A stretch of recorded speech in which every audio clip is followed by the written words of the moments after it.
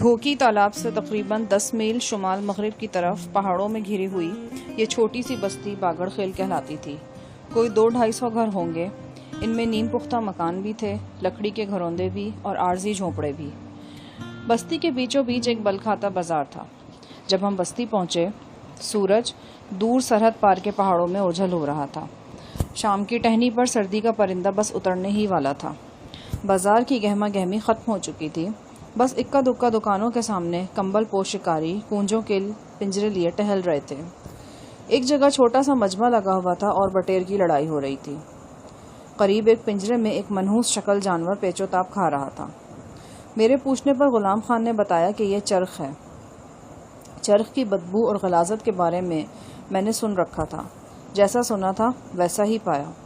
دوپہر کا کھانا معدے میں بے قرار ہو کر رہ گیا۔ سب کچھ اللہ کا بنایا ہوا ہے، خوبصورت بھی اور بدصورت بھی۔ یہ تمام کا تمام ایک نظام کا حصہ ہے۔ بدصورتی نہ ہو تو خوبصورتی کے کیا معنی؟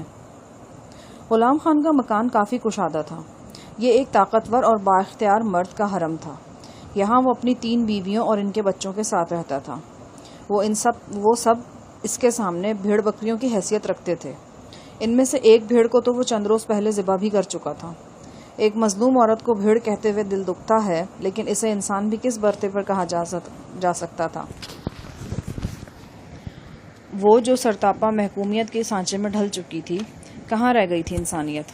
کہتے ہیں تالی ایک ہاتھ سے نہیں بجتی۔ کبھی کبھی میں سوچتا ہوں شاید عورت پر ہونے والے ظلم کی تالی بھی دونوں ہاتھوں سے بجتی ہے۔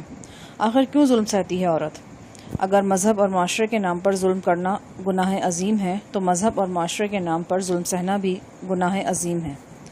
غلام خان کے گھر میں مجھے سکینہ کی دبی دبی سسکیاں سنائی دیں۔ اس کی آہوزاری، اس کے نوحے ان در و دیوار میں رچے بسے تھے۔ مجھے لگا کہ میں کسی آصف زدہ گھر میں آ گیا ہوں۔ گھر کے مردانے میں غلام خان نے ہمیں ایک کشادہ کمرہ دیا تھا۔ اس میں فرشی بستر کے علاوہ انگیٹھی کی سہولت بھی موجود تھی۔ غلام خان کے مطالبے پر میں نے کل 6,000 روپیہ سے ادا کر دیا۔ رقم ہاتھ میں آتے ہی وہ گھر سے نکل گیا۔ انداز سے صاف ظاہر تھا کہ اسی کام سے گیا ہے جس میں 1,000 لگا کر کئی ہزار کا منافع ہاتھ آنا تھا۔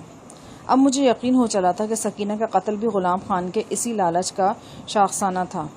وہ اس سودے میں غیر معمولی منافع حاصل کرنے کے لیے رقم جمع کر رہا تھا اور سکینہ بیچاری بے خبری میں اس کی راہ میں رکاوٹ بن گئی تھی۔ کاش غلام خان سے میری ملاقات کچھ عرصہ پہلے ہو جاتی۔ ممکن تھا سکینہ کے بچنے کا کوئی وسیلہ بن جاتا۔ غلام خان مغرب کے فوراً بعد گیا تھا۔ اس کی واپسی عشاء کے بھی بعد نہیں ہوئی۔ اسی دوران سعد خان بھی کہیں سے گھومتا ہوا ہمارے کمرے میں آنے لگا۔ ہمیں اپنے گھر میں دیکھ کر وہ ازحد حیران ہوا۔ اصولی طور پر اسے پوچھنا چاہیے تھا کہ ہم یہاں کیسے آئے ہیں، لیکن اس نے نہیں پوچھا۔ لگتا تھا باپ کے روب دبدبے نے اسے لکیر کا فقیر بنا رکھا ہے۔ وہ وہی بات بتاتا ہے جو اس سے پوچھی جاتی ہے اور وہی بات پوچھتا ہے جس کے پوچھنے کی اجازت دی جاتی ہے۔ عجب صورتحال تھی۔ وہ باپ کے خوف سے ڈرا سہما نظر آتا تھا، جبکہ باپ اپنے تئیں اس سے دہشت زدہ تھا۔ یقیناً دونوں میں سے ایک کا خوف بے معنی تھا، اور غالب امکان یہی تھا کہ غلام خان کا خوف بے معنی ہے۔ اس کے اپنے ہی ضمیر کی ملامتیں افریت بن کر اس سے چمٹی ہوئی تھیں۔ جب رشتوں میں بے اعتمادی گھل جائے تو ایسی ذہنی بیماریاں تو جنم لیتی ہی ہیں۔ غلام خان کی واپسی تقریباً 9 بجے ہوئی۔ اس وقت میں اور عباس خان کمرے میں تنہا تھے۔ میں نے باہر احاطے میں کھلنے والی کھڑکی سے دیکھا۔ غلام خان گھوڑے پر سوار بیرونی دروازے کے سامنے رکا۔ نیچے اتر کر اس نے اپنی رائفل کندھے پر درست کی اور گھوڑے کو کھوٹے سے باندھ دیا۔ اسی وقت میری نگاہ گھوڑے کی پشت پر پڑی۔ یہاں زین کے ساتھ کوئی چوکور چیز منسلک تھی، جیسے اسلحے کی پیٹی ہو۔ یہ پیٹی نما چیز ایک اونی کپڑے سے ڈھکی ہوئی تھی۔ غلام خان نے بڑی احتیاط سے اسے زین سے جدا کیا اور اٹھا کر برآمدے کی تاریکی میں گم ہو گیا۔ جس انداز سے چل کر وہ برآمدے کی طرف گیا، اس سے پتہ چلا کہ وہ اسلحے کی پیٹی نہیں، کیونکہ وہ بے حد ہلکی تھی۔ غلام خان نے اسے یوں تھام رکھا تھا جیسے ہفتے عقیم کی دولت اس کے ہاتھ میں ہو۔ رات کے کھانے پر غلام خان ہمارے ساتھ تھا اور وہ نارمل انداز میں باتیں کر رہا تھا۔ میں منتظر رہا کہ شاید خود ہی وہ اپنی آمد و رفت سے پردہ اٹھائے، لیکن وہ اس سلسلے میں یکسر خاموش رہا۔